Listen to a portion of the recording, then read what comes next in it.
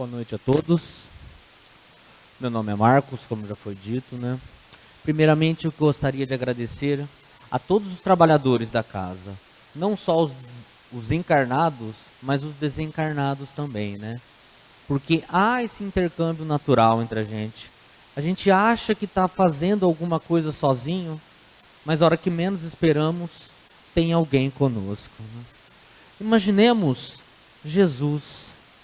Jesus, quando passou pela Terra há 2000 anos, ele nos ensinava que não tinha nenhuma pedra para recostar a sua cabeça. E às vezes eu me pego meditando sobre essa mensagem dele. Como que nós veríamos o Cristo nos dias de hoje? Imagina quantas horas, quantos dias ele não andava naquele sol quente, não tinha aqueles perfumes que nós temos hoje, né? Os desodorantes, as roupas que nós temos hoje, né? Protetor de pele, né? Como que nós veríamos o Cristo com o nosso olhar materialista, muitas das vezes? Como que nós olharíamos ele? Como um mendigo? Será? Aparentemente. Mas todos nós sabemos, o Espiritismo vem nos ensinando que somos espíritos em um corpo material. Essa vida é rápida. A hora que a gente vê, já termina. Parece que foi ontem que eu vim aqui nesse centro, sentei mais ou menos ali no fundo e fiz um curso de passe aqui. Faz alguns anos já, né? Eu nunca imaginava que algum dia eu ia subir aqui no púlpito, né? Ia trazer um singelo estudo sobre as obras de Allan Kardec, o excelso codificador do Espiritismo, né? Aquele em que teve o Espírito de Verdade como seu mentor. E o Espiritismo nos ensina, as palavras do Espírito de Verdade vêm nos ensinar, vêm nos mostrar que o Espírito de Verdade era o próprio Cristo, voltando à Terra para nos mostrar os ensinamentos deles que ficaram deturpados por nós mesmos. Somos ainda espíritos imperfeitos, não é mesmo? Porém, temos que sempre ter dentro de nós consciência do futuro. O Espiritismo sempre nos mostra que passado, presente e futuro, de alguma forma que às vezes nós não entendemos, são interligados. E o Espiritismo nos dá esse olhar para o futuro e nos mostra que mesmo que nós morremos nessa vida, vamos nascer numa outra vida pregressa. E assim continuamos as nossas jornadas evolutivas. A pergunta 621 do Livro dos Espíritos nos ensina. Allan Kardec pergunta: aonde está escrito as leis de Deus? E os bons espíritos nos respondem: na consciência. Desde quando fomos criados, desde quando Deus nos criou simples e ignorantes, todos iguais. Todos fomos criados simples e ignorantes. E nós buscamos a imperfeição em nós. Vou dar um exemplo. Eu gosto desse exemplo. Quem dá esse exemplo é a Cosme Massi, tá? Eu estou imitando ele aqui, mas é uma coisa muito boa.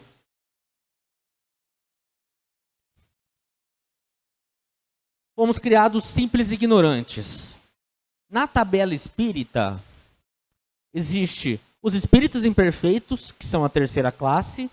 A segunda classe, que são os espíritos bons, que já não têm o orgulho e o egoísmo. Coisa que hoje nós estamos lutando para extirpar da nossa vida, né? E foi a luta do Cristo quando ele passou aqui na Terra. Fomos criados simples e ignorantes. Depois,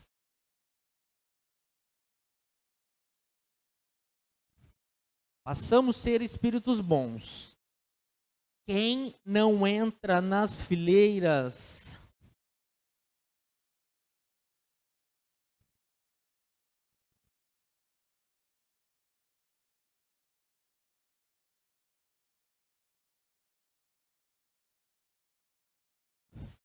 nas fileiras da imperfeição. Fomos nós que construímos a dor dentro de nós. Fomos nós que construímos o orgulho e o egoísmo dentro de nós. Nós não nascemos para sofrer. Não nascemos. Estamos aqui na Terra, em um mundo de provas e expiações, porque buscamos isso com nós mesmos. Alguns espíritos não passam seres perfeitos, eles já pulam para a segunda classe, sendo espíritos bons, para depois se tornar espíritos puros, ou como as religiões ensinam, né? Anjos. Um dia chegaremos lá. Só que primeiro, através da codificação, através do Evangelho do Cristo, temos que fazer isso, ó. Dá para vocês verem aqui certinho, né? Voltar para o caminho, extirpando o orgulho e extirpando o egoísmo dentro de nós mesmos. Quando Moisés passou pela terra, ele nos trouxe os 10 mandamentos. Nós espíritas não temos o manejo com o Velho Testamento, né? Aquele não matarás, não roubarás, não furtarás, não, enfim, os 10. Mas há 2000 anos veio um peregrino, né? E o que ele resumiu os 10 mandamentos? Como é que foi?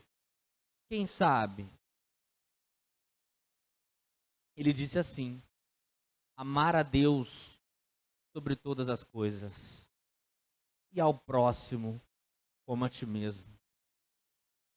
Isso resume todos os mandamentos. Amar a Deus sobre todas as coisas e ao próximo como a ti mesmo. Mas voltando para a pergunta 621 do Livro dos Espíritos. Onde está escrito as leis de Deus? Na consciência. Na consciência. E se a gente for procurar a primeira pergunta do Livro dos Espíritos, a resposta que os Espíritos dão para a pergunta de Allan Kardec, que é o que é Deus, eles falam assim: inteligência suprema, causa primeira de todas as coisas.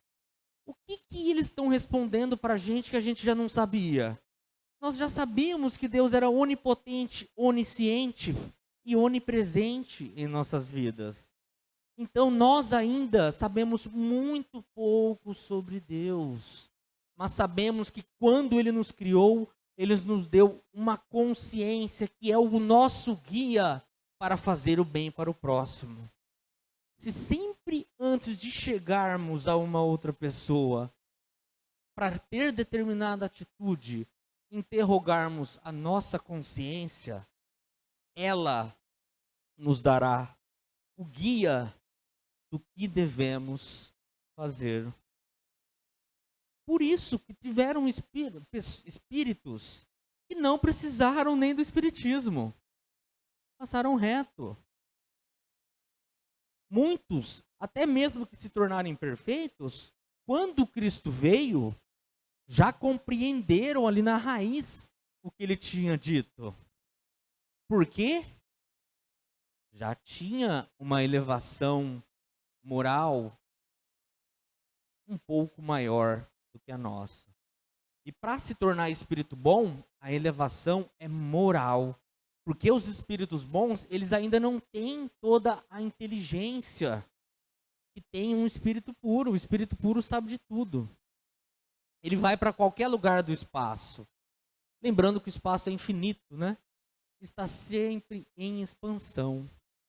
Existem vários mundos, não existe só a Terra. E muitas das vezes a gente acha que é muita coisa aqui, né? Sempre tem filhos de Deus sendo criados, simples e ignorantes. Sempre tem espíritos mudando de um planeta para o outro. Porque conseguiu um progresso. O destino de nós espíritos é o progresso. Então o Cristo veio e nos resumiu o mandamento, né, em 2. Na época de Moisés, quando alguém cometia um pecado, o que eles faziam? Eles chegavam num templo deles, né, e falava o pecado que tinha cometido. Aí o sacerdote lá falava assim, ó: Seu pecado é do tamanho de um animal. Eles sacrificavam um animal, fazia lá um determinado sacrifício, e o pecado se extinguia. Quando Cristo veio, ele falou, ele nos ensinou que o que devemos sacrificar é o nosso orgulho, é o nosso egoísmo. E é o nosso orgulho que nos faz pensar que somos mais do que os outros. É o nosso orgulho, muitas das vezes, que faz a gente até pensar que somos até mais que os nossos filhos. Esquecemos que os nossos filhos são espíritos que tiveram várias vidas. E muitos espíritos pedem para vir numa família para ajudar os pais a caminhar num progresso. Isso é comum. Allan Kardec fala no que a gente vai estudar hoje, para se compreender o espiritismo, se é necessário maturidade do senso moral. Quem não tem maturidade do senso moral, você pode levar ele no centro que for. Traz aqui no Allan Kardec, não sei da onde, no Francisco de Assis. Ele não vai compreender a mensagem espírita, porque não está pronto ainda. Está bruto. Ele tem que passar por mais algumas provas, mais alguma encarnação, e ir se lapidando por dentro, para poder adentrar as fileiras espíritas. O bom espírita, o espiritismo, o espírita, né? Ele é o verdadeiro cristão. Esse item que a gente está estudando aqui hoje, os bons espíritas, ele está no capítulo 17, item 4 do Evangelho segundo o Espiritismo. Esse capítulo se chama Sedes Perfeitos. Para mim, toda a base do Espiritismo é isso. É a transformação moral, é a mudança. Ou como dizem, é a reforma íntima, né? Toda a base do Espiritismo é isso, é a parte moral. Porque o próprio Allan Kardec, nesse capítulo, ele fala: reconhece-se o verdadeiro espírita pela sua transformação moral e pelos esforços que ele empreende para domar as suas más inclinações.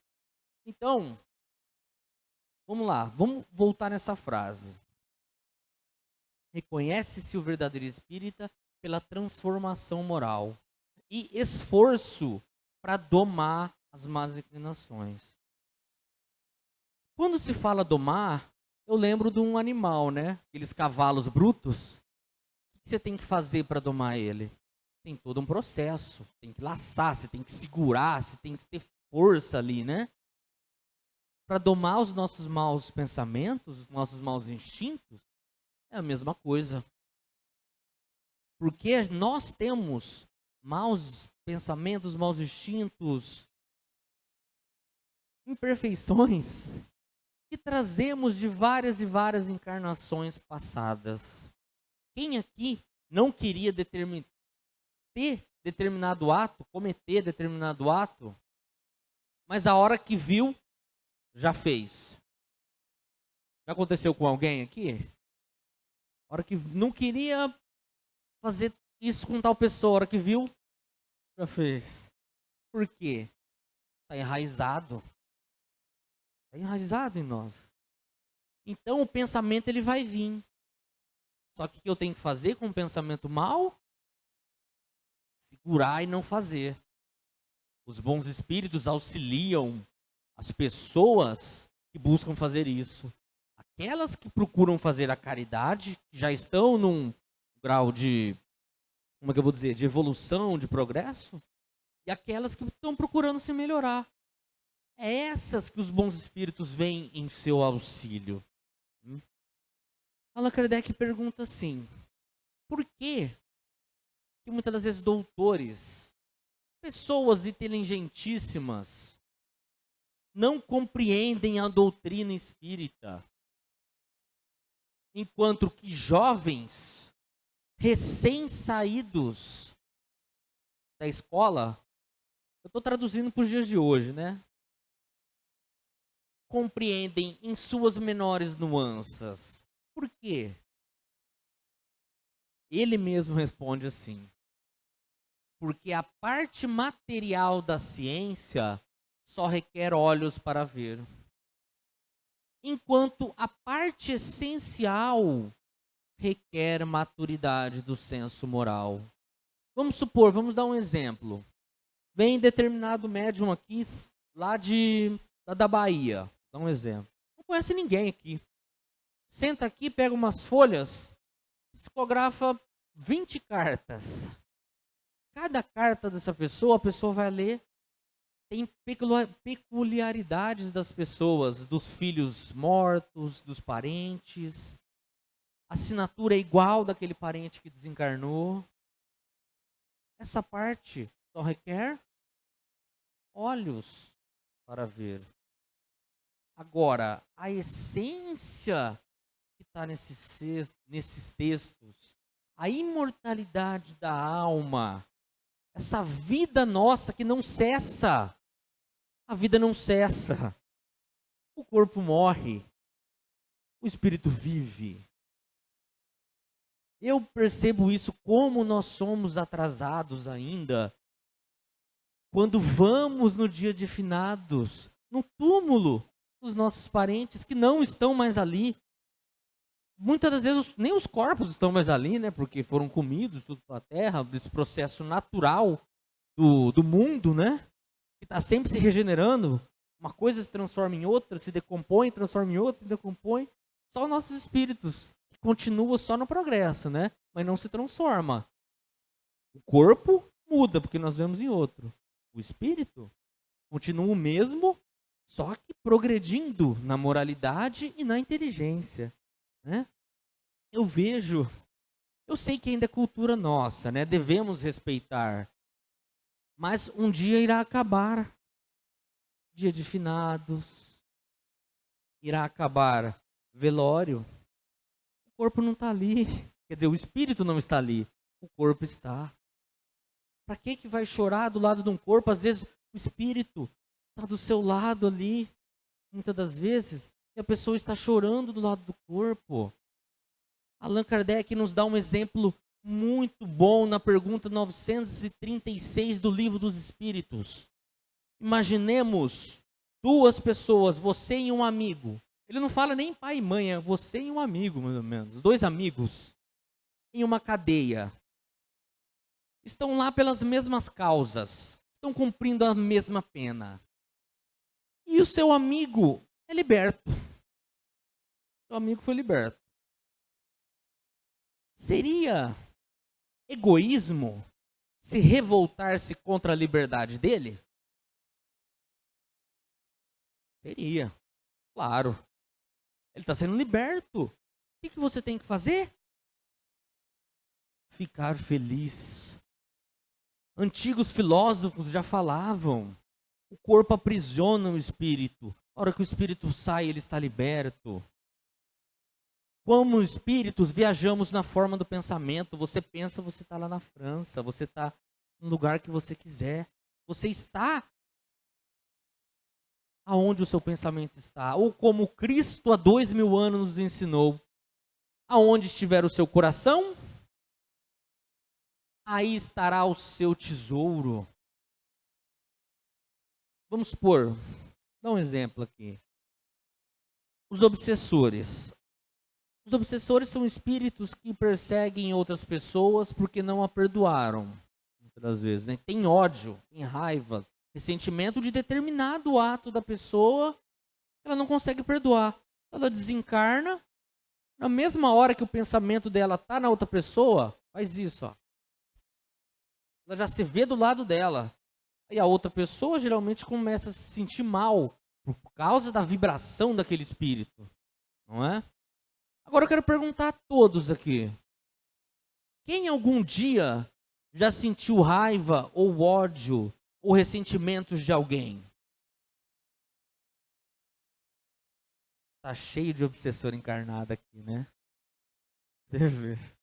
É por isso que o Cristo falou, devemos amar os nossos inimigos. Os obsessores são nossos irmãos, são pessoas igual a nós, e muitas das vezes nós fizemos mal para eles. Devemos orar por eles, devemos amá-los, devemos recebê-los na casa espírita e devemos conversar com eles e trazer para eles. A casa espírita está aberta a todos. Está aberta a todos. O próprio Cristo. Com quem que o Cristo andava? Com prostitutas, com pessoas fora da lei, ou como os outros diziam, né? Pessoas de má vida. É para esse, ou melhor, para esses, para nós, né? Que o Cristo veio. Não somos ainda espíritos puros, né? Temos que ter a plena consciência disso. E para mudar, primeiro a coisa é reconhecer aonde deve mudar e depois focar na solução. Nos bons espíritas, Allan Kardec divide os espíritas em dois. Ele qualifica em dois tipos. Os espíritas imperfeitos e os verdadeiros e sinceros espíritas. Quem são os espíritas imperfeitos? Ele classifica mais ou menos assim. Os espíritas imperfeitos, o laço deles com a matéria ainda é muito tenazes, muito forte. Apego. Né? E quando diz apego à matéria, não é só objeto, dinheiro, objetos materiais, não. Pode ser tudo, pode ser amor por uma pessoa, pode ser várias coisas, não é? Os espíritas imperfeitos, eles até ouvem, eles vêm na palestra. Eu estou traduzindo, como eu falei, né? Os dias de hoje, né? Ele fala que os espíritas imperfeitos se apegam mais aos fenômenos, né? E, vamos supor, os espíritos imperfeitos, eles vêm nas palestras. Ele toma o passe, ele toma água fluidificada, ele ajuda o centro comprando as coisas, né? Porém, a moral do espiritismo, do Cristo, lhe parece monótona. E ele não dá bola para isso. Ele ouve, até aprende, assimila a teoria. Mas a hora que ele sai, é tudo diferente. Isso quando ele não aplica para as outras pessoas. Nossa, eu fiz muito isso. Quando eu comecei, quando o espiritismo chegou até mim, que eu aprendi ele, eu ensinava todo mundo. Só que tudo que eu falava para os outros eu tinha igual ou até pior. Só que eu fui aprendendo com o tempo. Sim, né? E como eu falei, a primeira coisa para a mudança é reconhecer que tem aquilo. Porque se eu não sei que existe essa cadeira aqui, a cadeira não existe. Como que eu vou mudar ela de lugar? A cadeira não existe? Então, se eu não reconheço que eu sou orgulhoso, que eu sou egoísta, como eu vou mudar o meu orgulho e egoísmo? Pela moral do Cristo, que estão todas imbuídas nesse livro aqui, ó. Eu sempre deixo ele aberto assim, porque se der um branco eu pego e começo a ler um pouco, né? O Evangelho segundo o Espiritismo, eles são baseados, todos os ensinamentos aqui, são baseados em duas coisas.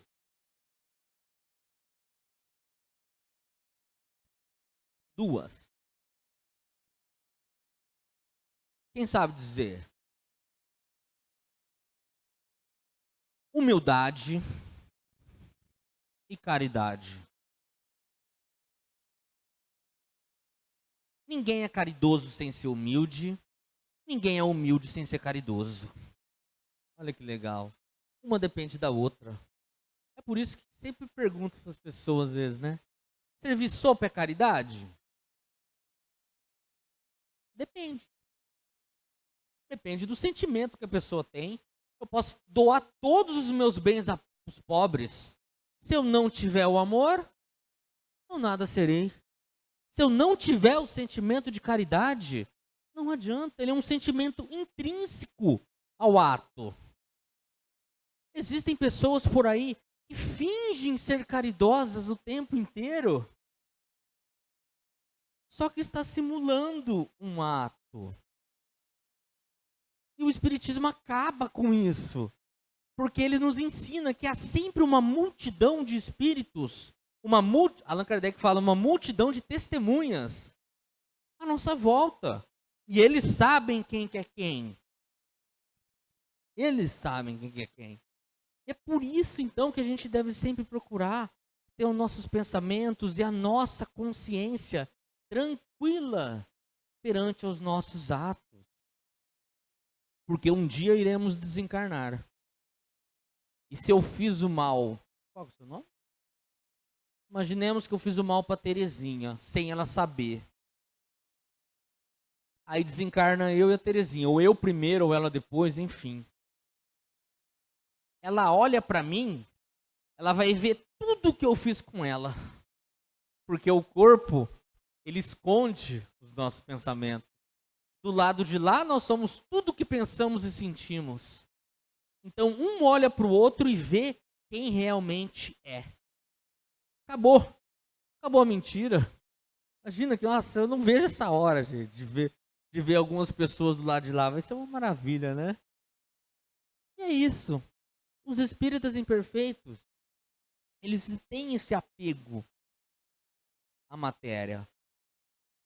Eles pedem a Deus que Deus lhes mostre novas revelações, não é? Isso geralmente eu atribuo aos médiuns, né? Quem geralmente está começando, ou mesmo médiuns que têm anos, né? Só que não trabalhou a moralidade, muitas das vezes pede a Deus, sem estar preparado, novas revelações. Isso é uma característica que Allan Kardec não é eu estou só trazendo as informações do livro, né? E dos espíritos que Allan Kardec nos trouxe. Porém, esses espíritas imperfeitos, com esse apego ao orgulho, ao egoísmo, à matéria, Allan Kardec nos ensina que já é um passo. Eles recuam ante a obrigação de se reformularem, palavras dele, porém isso já é um passo para que uma nova encarnação, eles compreendam a essência espírita melhor. Esses são os espíritas imperfeitos. O verdadeiro e sincero espírito eu já falei antes, eu não aguentei, eu já soltei um pouco antes, né? Geralmente eu falo dele só depois, né? Reconhece-se o verdadeiro espírita pela sua transformação moral e pelos esforços que ele empreende para domar as suas más inclinações. Ele luta incessantemente. As vitórias do verdadeiro espírita e as derrotas do verdadeiro espírita é intrínseca, ninguém vê, porque é com ele mesmo. Ele tem um defeito, ele tem um problema, ele quer mudar aquilo, só que muitas das vezes ele não consegue em uma hora ou outra, e para ele é uma derrota. Então é com ele, é com os espíritos que estão do lado dele que vêm, e as vitórias também, porque é tudo interior. Muitas das vezes os outros não veem as nossas vitórias e as nossas derrotas, não é? O verdadeiro espírita, ele olha para o futuro de uma maneira diferente, com uma fé inabalável. E a fé inabalável é aquela que pode enfrentar a razão frente a frente em qualquer época da humanidade. E o que isso quer dizer? Para encerrarmos a nossa preleção. O que quer dizer encarar a razão frente a frente em qualquer época da humanidade? Mudar de opinião mediante a luz da razão e do bom senso. Não interessa o que eu aprendi no passado. Se aparece uma informação que faz sentido, que bate com a razão, o que eu tenho que fazer? Mudar. Não existe dogmas no espiritismo, ou pelo menos aqueles dogmas inquestionáveis, né? Porque os próprios espíritos falam, existe o dogma da reencarnação, está no Evangelho, está no livro dos Espíritos também. São dogmas filosóficos. Né? É mudar. Dá um exemplo aqui, o ovo. Quem aqui aprendeu quando era criança que o ovo fazia mal? Que era cheio de colesterol? Eu aprendi. E hoje? A ciência nos mostra, já mudou. O ovo é uma das comidas mais bem nutridas que existe no mundo. Acho que só pede pro leite materno, né? Eu tive que mudar minha opinião.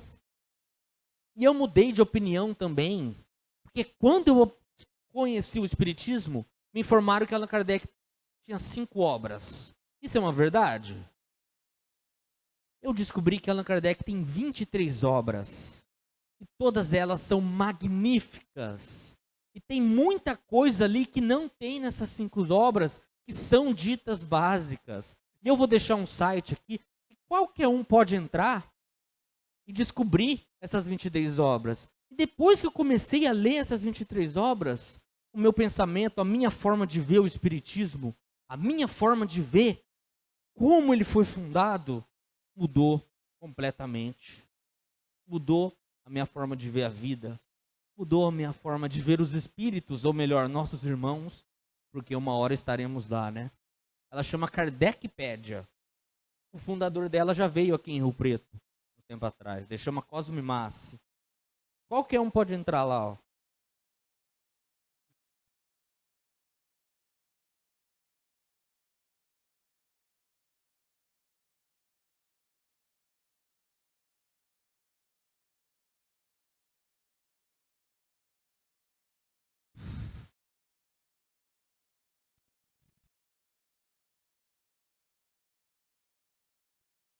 Simples demais.